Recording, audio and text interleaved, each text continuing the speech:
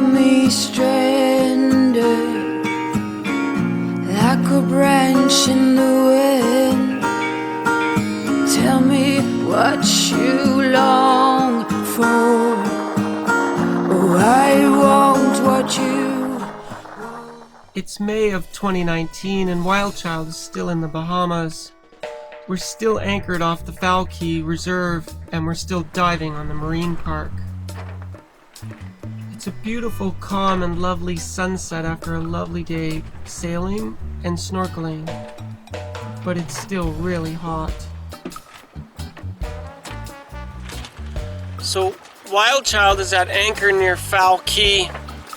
It's hot. Like, it was 35 degrees today and 70% humidity. We're dying of the heat. So, I don't know. I'm Canadian. I'm not designed for the heat. I can't take it. I hate it. It's very painful. It's very uncomfortable. And even Alina, my lovely German assistant or crew, she had trouble with the heat today. And it's not even the hot season. But we're anchored off Fowl Key, and on the other side is the marine park. And we're gonna go, it's supposed to be dead calm tonight, like I just showed you. And tomorrow is supposed to be like 2 or 3 knots of wind. So in very light winds, that means it's good for snorkeling because you don't have the waves washing over your head. And the water clarity is like perfect. Like, we're in 15 feet of water and you can see like every detail of the bottom. It's amazing. I don't know if we can see it in this low light with the camera, but I'll try and show you. So tomorrow we're gonna kind of have a bit of a break, do some swimming, get a break from the heat, show Alina the reefs, and then we'll probably go into Marsh Harbor tomorrow night or Wednesday morning. It's a little bit exposed to anchor out here and you don't have any protection if the wind comes up. But we're okay now. Oh, it does show. We're in 15 feet of water. I mean, like, you can't tell. But the water clarity is just unbelievable. We're in 15 feet of water and you can see every detail of the bottom. It's amazing.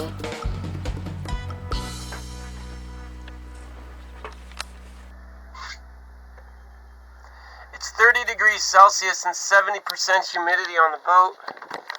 Like, it's only May in the Bahamas and already, like, I'm dying. I got sweat just pouring off me. Like, I'm soaked in sweat. This Canadian girl is not designed for the heat, and I'm actually kind of worried. Like, when I'm down in the Caribbean, you know, in July and August, like the hot months, I already can't take it here in the spring. Like, once it's 30 degrees and 70% humidity, I can't take it anymore. Like, the heat is too much for me. But it's gonna get hotter. Like, we're not even in summer yet, so I don't know.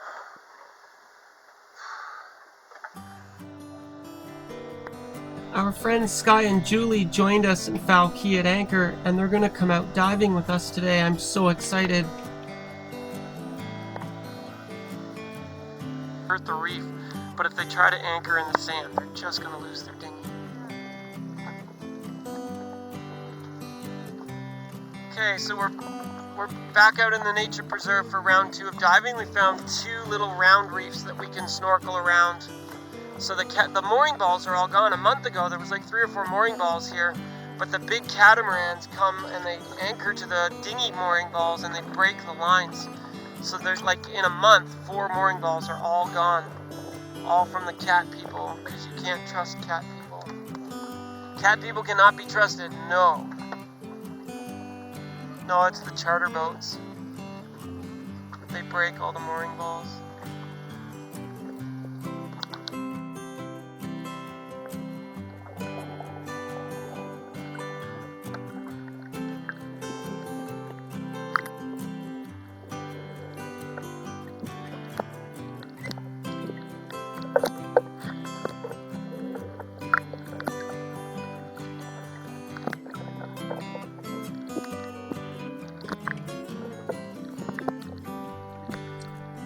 I'm a big chicken. I know that I taste like chicken. If you look in the background of this shot, you can see a barracuda behind me that I'm blissfully unaware of. You can almost pet the fish. Who needs scuba gear?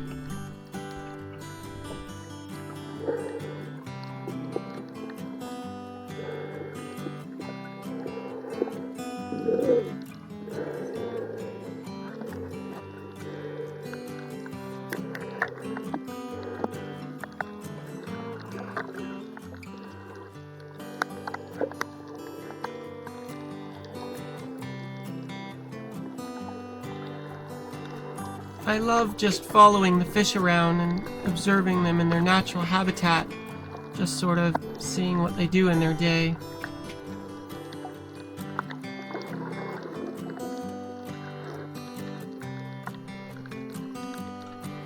I've tried to remain true to my YouTube channel and show you the realities of the sailing life, and to be honest, the sailing life is not romantic, it is hard. The ocean is a brutal and nasty place. But sometimes your sailboat can bring you places where stuff like this is your reward. Maybe it makes it all worthwhile. Because snorkeling these reefs is a very cool bucket list thing to do.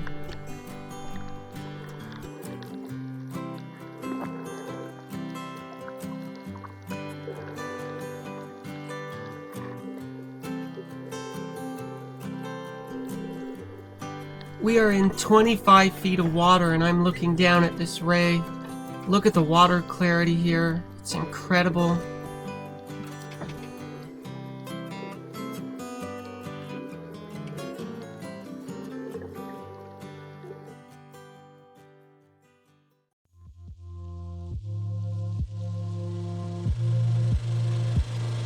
There's been a little chore on WildChild's to-do list for a few weeks now that I've been avoiding.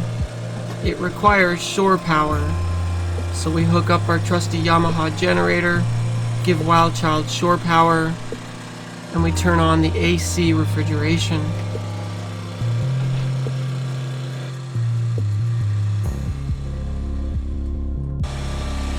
So, I mean, one of the things about living on a boat is there's always a to-do list of chores.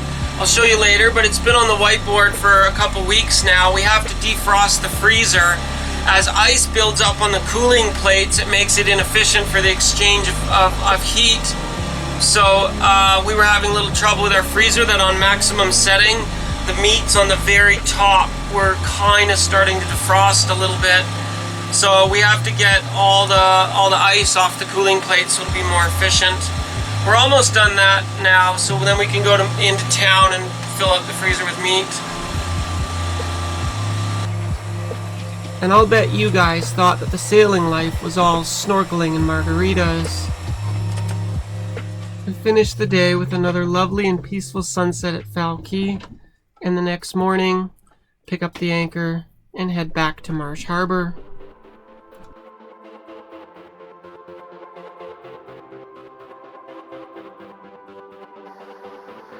So the non-purist sailors out there, the motorboaters with sailboats, are going to look at my speed over ground and panic and freak out and say, oh my god, you can't sail at 2.5 knots, it's way too slow, you definitely should turn your engine on.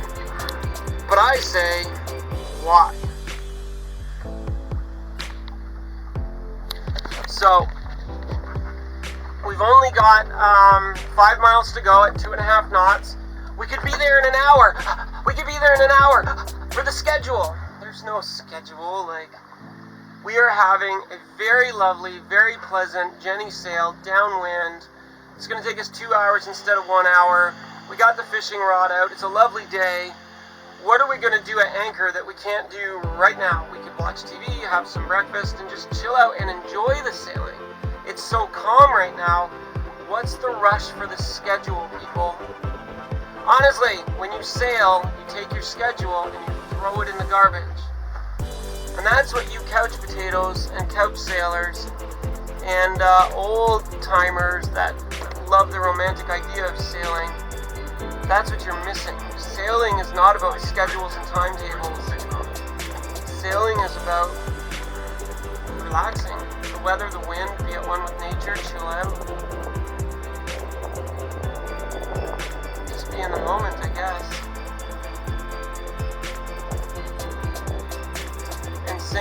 German children's nursery rhymes, of course. See, she agrees. Of course, she says. Might be a fish on the hook. I don't know. Okay, well, let's reel it in and check then. The only type of fish we ever seem to catch on WildChild is barracuda.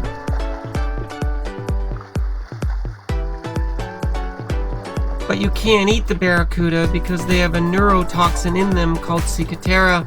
It's something they get from feeding off the reefs. And once you get cicatera in you, you're going to get very sick for months, and it's not going to feel very pleasant. So barracuda, we always catch and release. What's kind of funny is I am so emotionally sensitive, I feel bad for the fish and I'm crying because I know that I'm hurting him. I just don't have the heart to kill the fish.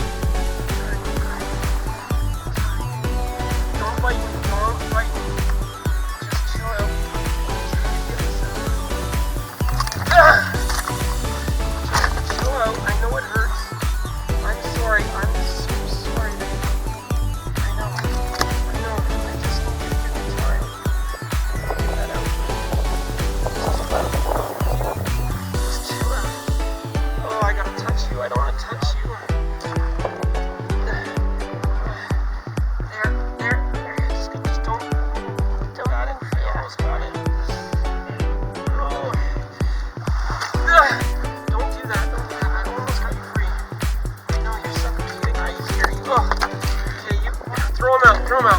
I don't want to touch him. Throw him out. Yeah. Quick, throw him out. Just get him off the boat.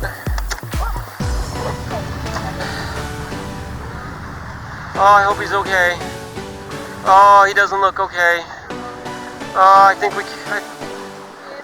Oh, he kind of looked like he swam off, right? Alright, I admit it, it's true. We're kind of pathetic.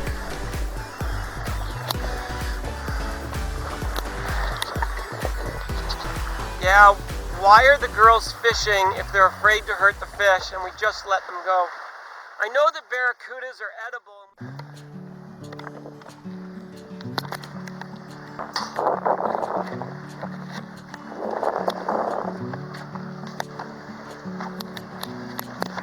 So, Captain Lexi is making a very iffy decision here. So we're in Marsh Harbor and we can't go where we want to go, where we were last time, where we know that it'll be deep enough for us, about 100 feet behind us. You know, this is 112 feet that way.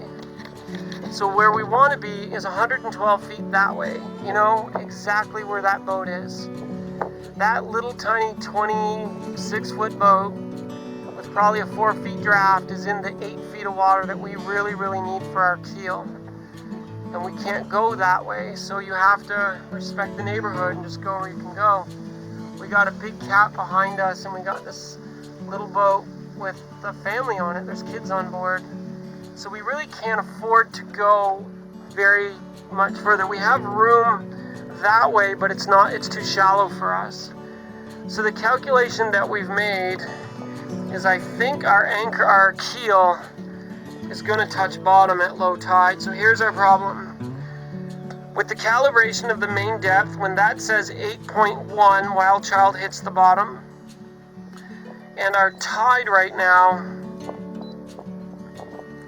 we're at a high tide, but we're going to lose 2.3 feet at low tide at 4 o'clock. That's 350, that's, you know, at 4:30 we're going to lose 2.4 feet. So our problem is 10.2 minus 2.4 is 7'10", and we hit bottom at 8'1". So, you know,